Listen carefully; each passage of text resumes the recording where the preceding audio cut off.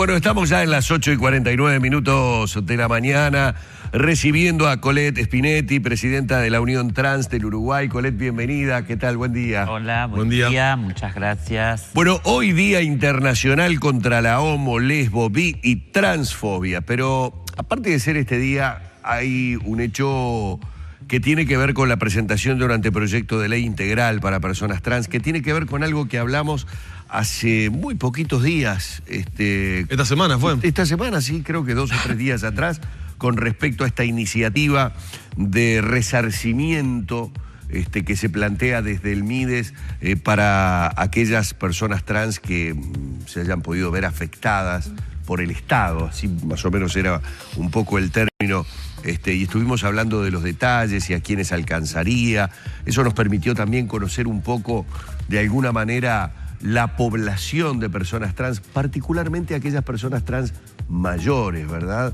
Gente que de repente está en los 50 y para arriba, en donde las posibilidades laborales a lo largo de la vida han sido, y lo hemos hablado ya en más de una oportunidad, bastante compleja. ¿Cómo evalúan que se haya llegado hasta este punto, digamos, que desde el gobierno se plantee una solución, o por lo menos una mirada, una ley integral sobre el tema? Bueno, vamos a aclarar como algunas cosas, ¿no? Esta ley parte del Consejo Nacional de Diversidad Sexual. Consejo Nacional de Diversidad Sexual, que salió por decreto presidencial en el 2016, es un consejo que sí está integrado por representantes de todo el Ejecutivo. Cada ministerio manda a su representante, la OPP, la ANEP, etcétera, pero también habemos representantes de la sociedad civil. Es decir, no es que, sin quitar mérito a nadie, ¿no? Pero también reconociendo, no es que el gobierno decidió, no.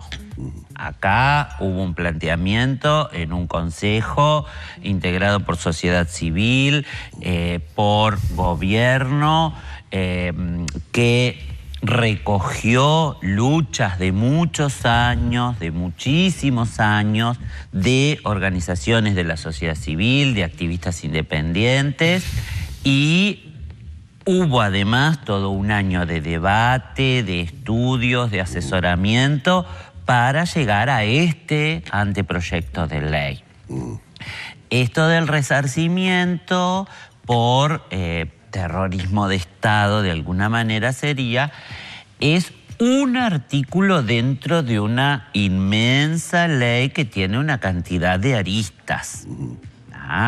Entonces, vale la pena aclarar, porque si no, la sociedad civil y las luchas de la sociedad civil siempre quedan como nada, y todo es únicamente mérito del gobierno. Acá hay muchos años de lucha de sociedad civil, ¿sí?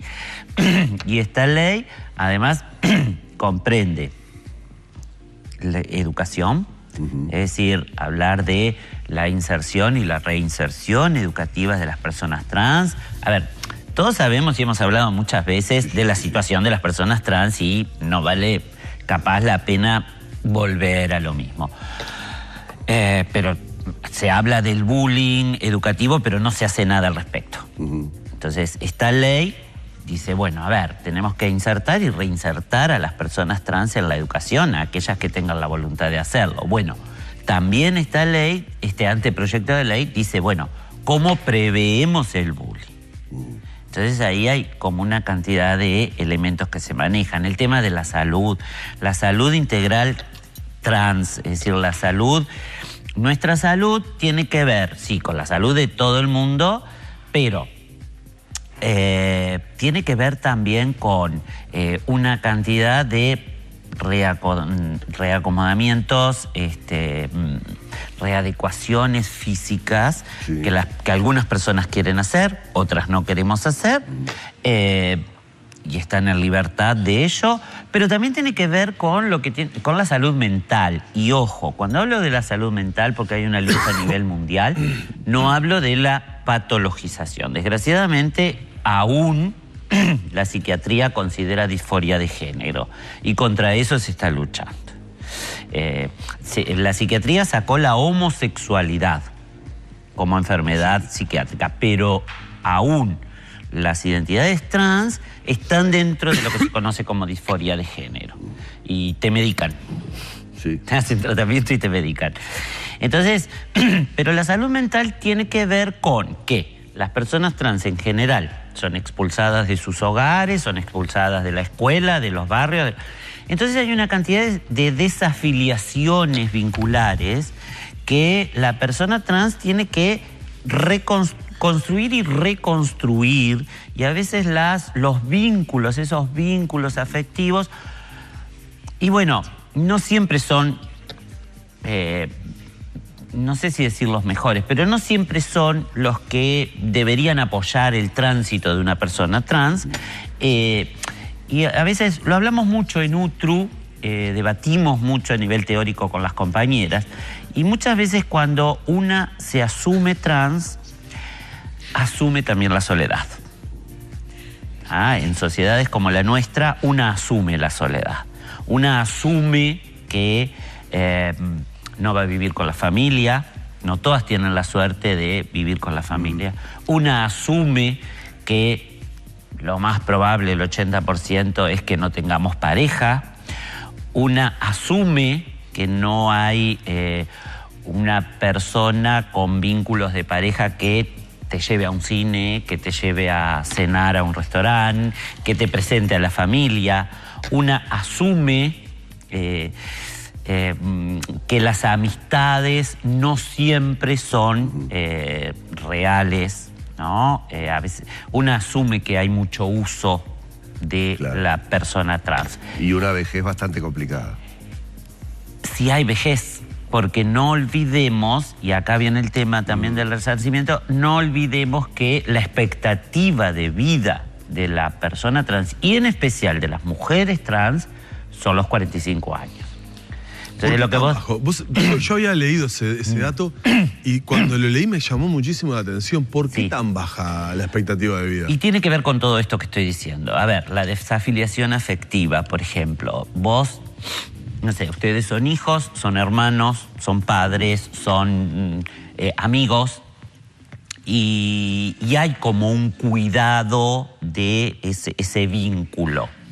En general, cuando vos estás sola en la vida y en el mundo, y si comes, comes, si no comes, no comes, de repente haces comida rápida, de repente no le das mucha bolilla a lo que tiene que ver con verduras, con una buena alimentación, ¿no? Y por el otro lado tiene que ver con ese único destino que desgraciadamente la sociedad patriarcal, machista, todo lo que querramos decir, le deja a las mujeres trans, que es la prostitución.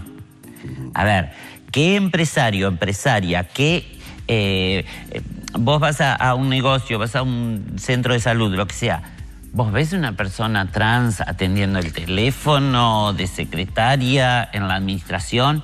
Capaz que por ahí, y ahí hay otro estigma, capaz que por ahí la ves barriendo. Con suerte. La ves barriendo. Y ahí hay otra estigmatización.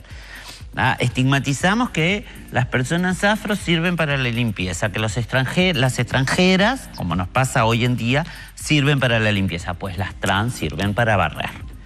No, a ver. Entonces, esto de trabajar en la calle con todo la vulnerabilidad que te deja estar parada en una esquina y todas las agresiones que recibís y todo lo demás, y bueno, te lleva a una cantidad de riesgos: frío, lluvia, mala alimentación, no hay una conciencia de cuidado de la vida. Estoy hablando en general, no estoy hablando en particular, porque después la gente sale a decirme, no, todos somos así. No. Por suerte ha parado la oleada de homicidios que tuvimos hace un tiempo atrás, ¿no? Gritamos tanto. Noticiábamos un mes y otro también. ¿Te acordás? ¿No? ¿Te acordás? 2011, 2012. Sí. Gritamos tanto. Yo me acuerdo que en aquel momento yo organizaba una cosa que llamaba Todos de Pie, que nos poníamos primero frente a la Torre Ejecutiva, después frente a la Suprema Corte de Justicia, igualmente no han habido culpables. ¿No se han aclarado esos homicidios nunca? No. Igualmente esos homicidios han quedado impunes, ¿no? Entonces, volviendo a esto del resarcimiento, porque la gente está como loca, ¿viste? Pensando, ay, me van a sacar plata del bolsillo. No sé, vos lees en Facebook, lees en cualquier red social, ay, me voy a poner una pollera y voy a salir. Ayer leía uno que decía, ya me puse la minifalda y el turbante rosado y salí a caminar. A ver, más allá de que eso, a ver, yo me río de esas bobadas que hace la gente, pero duelen. Duelen que los uruguayos, uruguayas sigamos pensando de esa manera, y en esta sociedad capitalista, cuando nos tocan el bolsillo, pegamos el grito. A ver, el resarcimiento tiene que ver con que hay compañeras que vivieron la dictadura, se tuvieron que prostituir en la dictadura, que eran llevadas presas a las 2 de la tarde cuando iban a comprar un pan, no solo por estar paradas en Boulevard o en Propios.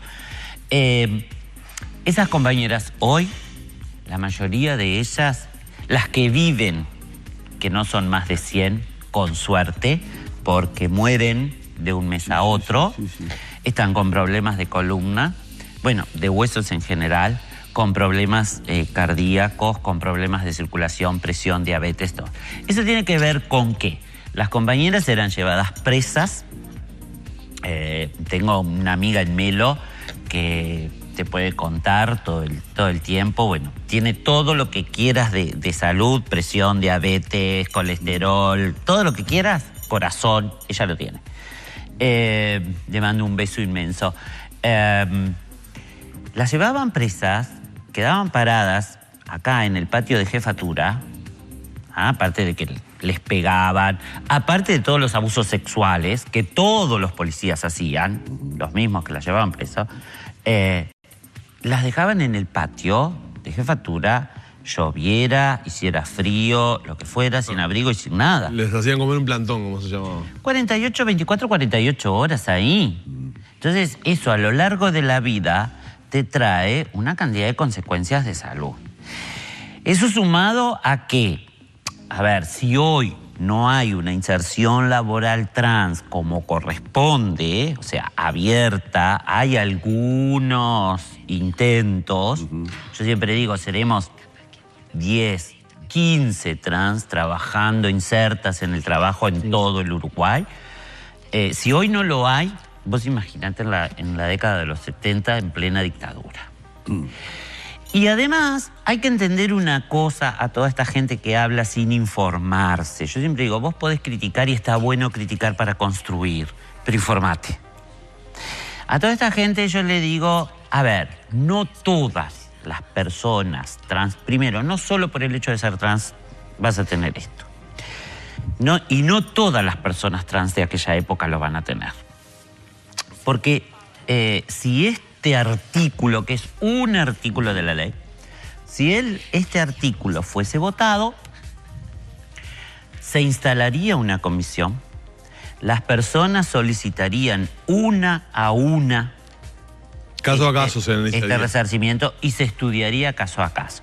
Es más, en aquel momento y en los primeros gobiernos democráticos te llevaban presa y nos hacían lo que se conocía como el fichaje, te fichaban.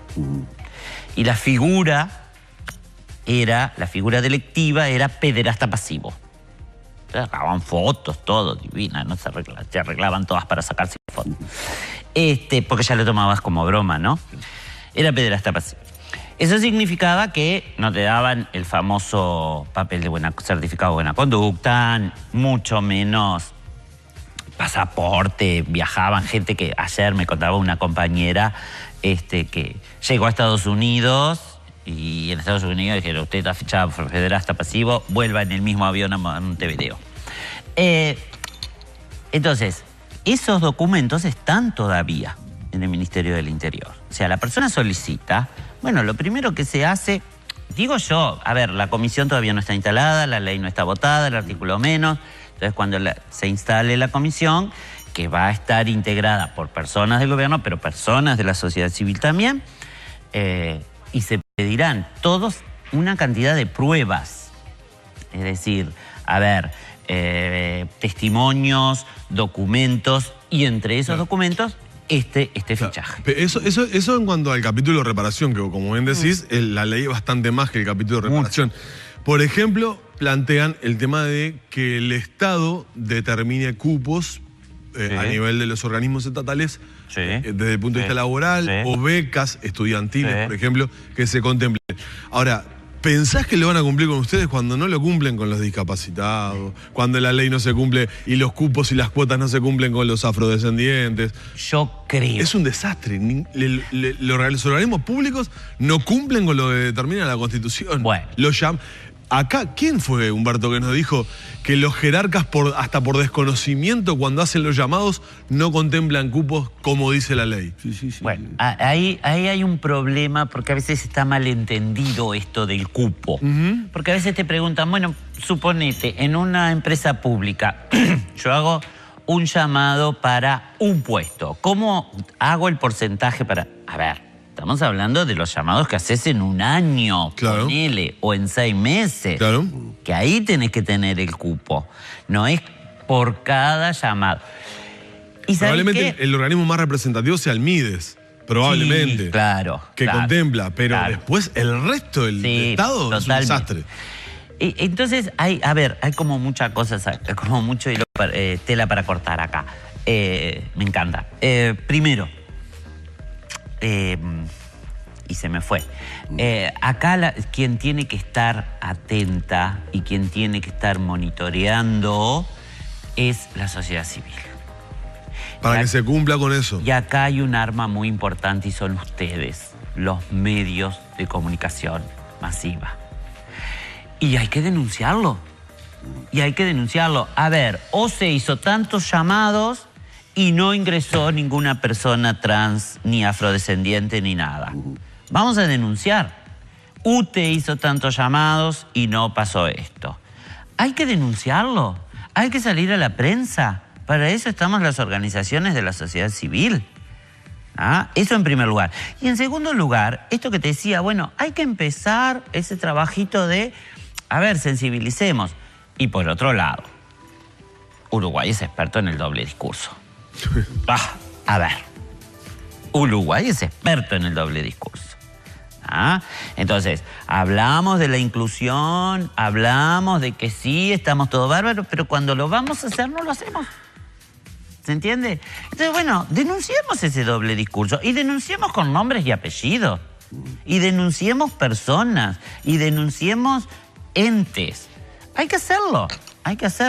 En toda esta conversación, Colette, que obviamente hemos transitado por muchísimas cosas que tienen que ver con la cotidianeidad, con lo que nos encontramos a diario, sin decirlo explícitamente, porque además para ello habría que tener pruebas, pero hay muchas cosas que has mencionado que, bueno, uno obviamente las tiene clarísimas que son así y que hablan de una clara, absoluta, concreta discriminación que existe. En este caso me voy a referir específicamente al grupo de trans, porque tienen que ver desde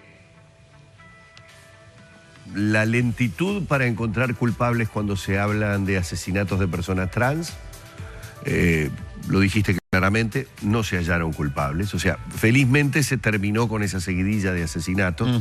A veces uno cree que son como oleadas, ¿no? Se detiene, parecería ser hasta como sistémico.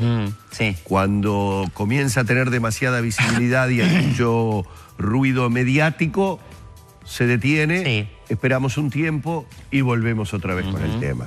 Casi como si estuviera premeditado. Digo casi, es la sensación que uno tiene. Pero desde eso, pasando por el tema del trabajo, pasando por las dificultades que una importante población de trans ya maduros, grandes, están pasando por omisiones que el Estado ha tenido durante todo este tiempo.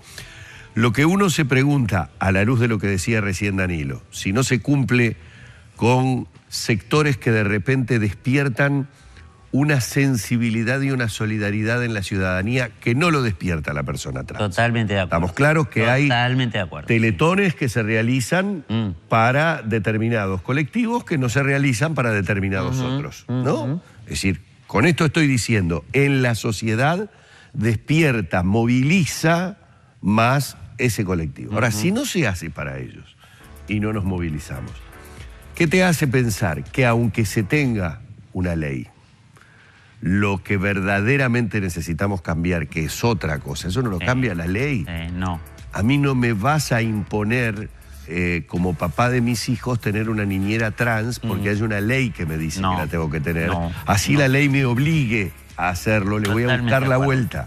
Si no tengo el convencimiento de que puedo tener en casa una niñera trans, porque es exactamente igual que tener una niñera que no lo sea, ¿no? Sí, sí. El problema entonces es, ¿en qué entienden ustedes igualmente que el proyecto de ley colabora para que ese cambio de mentalidad o ese cambio cultural se vaya operando, más allá de que pueda ser muy lento? Mirá, yo tengo una anécdota. Iba caminando por la calle cuando salió lo del matrimonio igualitario. Entonces, iba unos padres con sus hijos, iban dos muchachos de la mano. Entonces, uno de sus hijos le dice, mirá, dos muchachos de la mano. Y dice, bueno, pero ahora está bien porque es ley. ¿Ah? A ver, la ley no va a cambiar una cabeza.